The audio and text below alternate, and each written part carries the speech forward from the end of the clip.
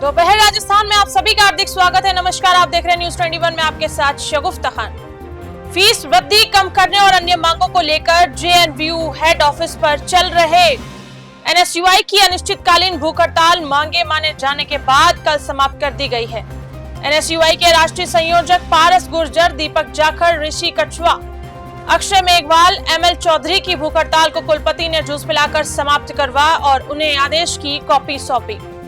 NSUI की मांगों को मानते हुए प्रत्येक सेमेस्टर में परीक्षा शुल्क की वृद्धि कम की गई है। प्रत्येक छात्र पर जो परीक्षा शुल्क के 3830 रुपए भार पड़ रहा था वह अब घटाकर 2700 रुपए कर दिया गया है। इसके साथ ही कोरोना काल के 2 सालों और पिछले वर्ष छात्र संघ चुनाव नहीं होने के कारण 3 सालों का छात्र संघ चुनाव बजट जो कि लगभग 82 लाख रुपए था को विश्वविद्यालय पुस्तकालय को ट्रांसफर करने का आदेश दिया गया है।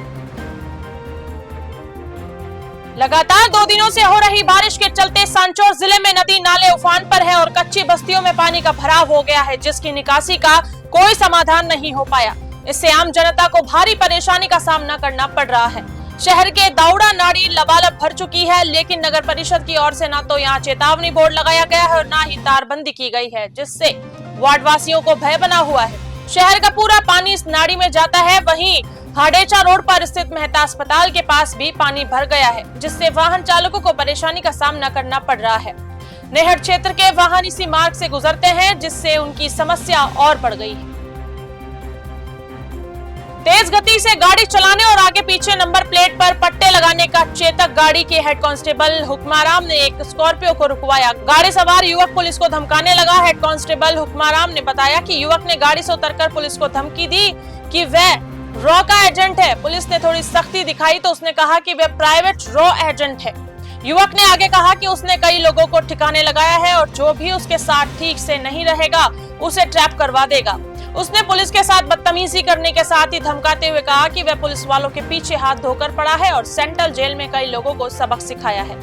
युवक ने हेड कांस्टेबल को भी धमकाया कि वह अभी गाड़ी छोड़कर जा रहा है, लेकिन सुबह पुलिस कमिश्नर से शिकायत करेगा। क्या मामला?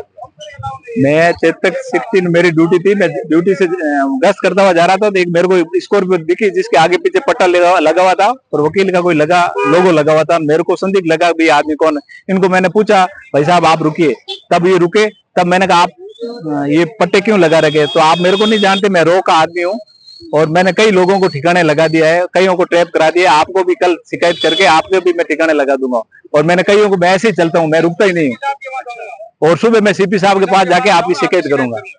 और भी तो बता रहा है किसी को अभी मैंने। हाँ, ये बताया कि मैंने 2 महीने पहले एक आदमी को ट्रैप करवाया था झूठा, और आपको भी मैं झूठी शिकायत करके आप देख लेना। मैं सीकर से आया हूँ, सीकर से आके इस तरह मैंने किया है। और क्या नाम बताया? उन्होंने अपना नाम ताराचंद बताया। फिर मैंने उनका चालान बनाया, आधा चालान बनाया, फिर वो चाबी लेके भग गए यहाँ से। आप जो करना है कर लो, गाड़ी ले जाओ और आप मेरे पास आप ही आओगे, मैं नहीं आऊंगा। और अभी ये कौन आए हैं उनके घर से? अभी तो कोई इनके घर वाले आए हैं। वो उनका भागने का कारण क्या, किससे भागे वो? उनके भागने का कारण ये, मेरे को वो दारू पिए लग रहे थे। उन्होंने सोचा कि अभी उनका मेडिकल कर लेंगे, इसलिए वो यहाँ से भग गए। वो गाड़ी की चाबी लेके भगे। आपको जो करना वो कर लो।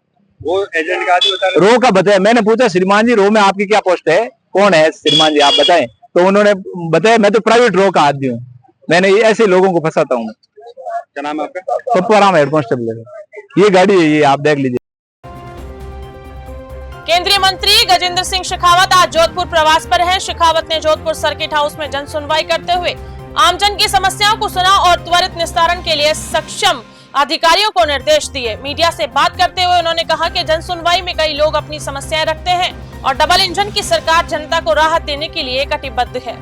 वर्तमान में हुई बारिश से जगह जगह हो रहे जलभराव पर भी शेखावत ने कहा कि उन्होंने अधिकारियों के साथ पिछली बार भी बैठक की थी और निर्देश दिए थे कि जहां जहां जलभराव हो रहा है वहां प्राथमिकता के साथ काम किया जाए। विशेष रूप से जोधपुर से जयपुर रोड तक स्थित सारण नगर के आसपास के क्षेत्र और मुख्य सड़क पर जलभराव की समस्या को स्थायी समाधान के लिए जल्द कदम उठाए जाएंगे। इसलिए जन सुनवाई में अनेक लोग आकर के अपना विषय रखते हैं और ये डबल इंजन की सरकार इन सब समस्याओं का समाधान करके लोगों को राहत मिल सके, इसके लिए कटिबद्ध है, हम काम कर रहे हैं। सर, सारण नगर से लेकर जो जयपुर आई है बहुत खराब है सर, उसको लेकर के क्या कुछ? देखिए, जब मैंने पिछली बार आया था, मैंने सरकारी अधिकारियों के साथ में बैठक की थी, उस दिन भी मैंने निर्देश दिए थे कि इस पर प्राथमिकता के साथ में काम करना चाहिए। जो जल भराव का संकट है वहां पर, उस संकट का स्थायी समाधान जब तक न होगा तब तक ये सड़क इसी तरह से टूटती रहेगी। मैंने उस दिन निर्देश दिए थे कि इसमें जो कुछ भी आवश्यक कार्रवाई करनी है वो करके इसका जो है परमानेंट डिस्पोजल इस विषय का करना चाहिए, इसके लिए काम करना चाहिए।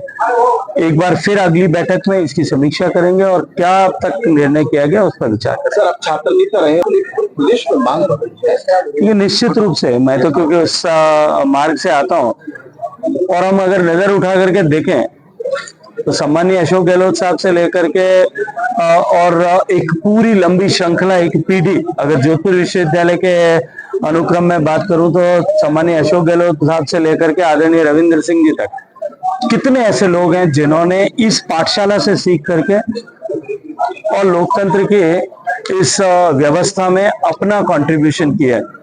इसलिए मेरा तो आग्रह रहेगा, मेरा सरकार से, माननीय मुख्यमंत्री जी से अनुरोध रहेगा कि निश्चित ही छात्र संघ के चुनाव समय पर होने ही चाहिए, लेकिन साथ साथ में मैं छात्रों से भी आग्रह करूंगा कि हम भावनाओं से ऊपर उठ करके, जो वर्ष पर्यंत काम करने वाले लोग हैं, वर्ष पर्यंत काम करने वाले संगठन है, किसी विचार को लेकर के काम कर रहे हैं, किसी विश्वास को लेकर के काम कर रहे हैं, किसी स्पष्ट सोच और लक्ष्य को लेकर के जो लोग काम कर रहे हैं, हम उनके साथ में जुड़ करके व्यापक छात्र हितों में, छात्र राजनीति के साथ में जुड़े। लेकिन छात्र राजनीति लोकतंत्र की पहली पाठशाला है, इसे जो है इसका मार्ग अवरुद्ध करना मेरे हिसाब से अनुचित है।